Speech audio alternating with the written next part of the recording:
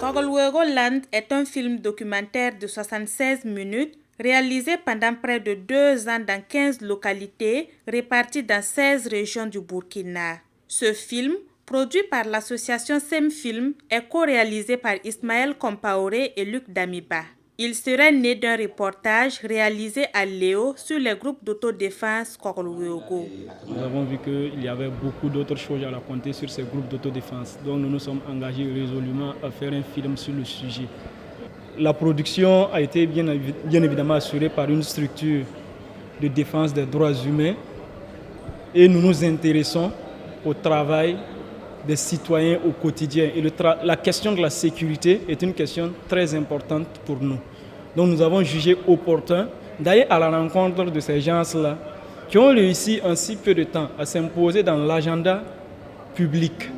Et pour présenter le phénomène, les réalisateurs ont choisi une démarche d'observation.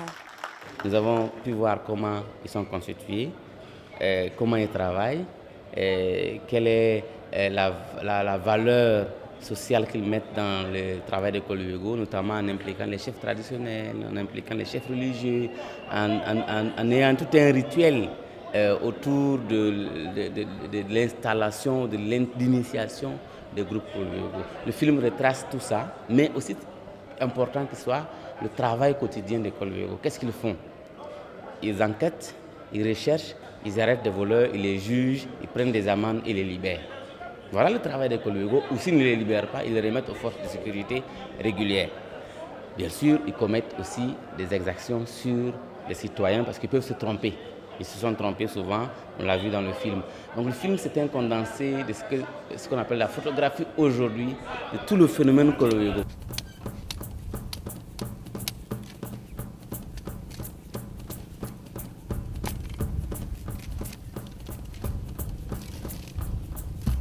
Nous avons essayé au maximum de retracer la réalité.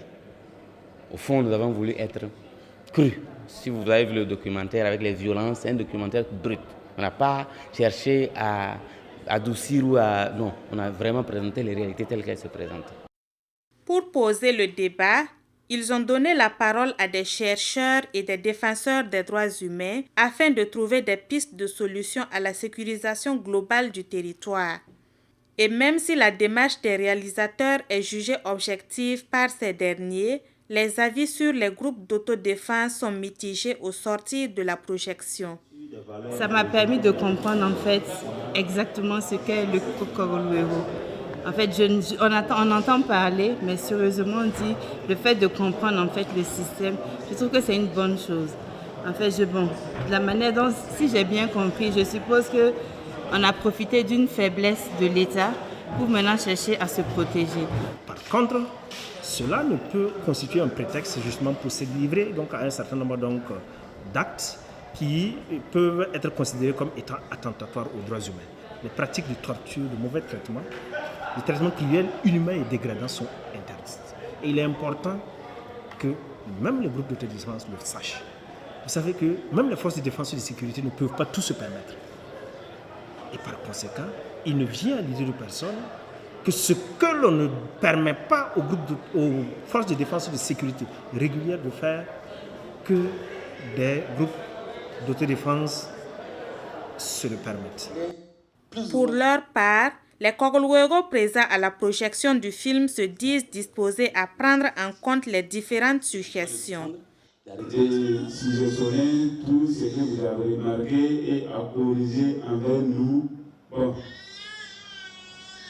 on n'en veut pas ceux qui contestent, mais qu'il y a un peu de soutien envers les Kogolwego pour qu'ils puissent atteindre les résultats qu'ils veulent. Au cours du tournage, l'équipe technique relève être passée par des péripéties diverses, telles que des menaces d'intimidation de la part des forces de sécurité, des difficultés techniques et même des dangers de mort. En termes de promotion, Kogolwego Land sera projeté dans plusieurs régions du Burkina et fera le tour de certains festivals à l'international. En ce qui concerne les réalisateurs, l'objectif de leur démarche est atteint. Nous avons posé le débat aux experts et autres d'analyser et de nous proposer des pistes de solutions. Droit Libre TV, la web télé 100% droits humains, 100% liberté d'expression.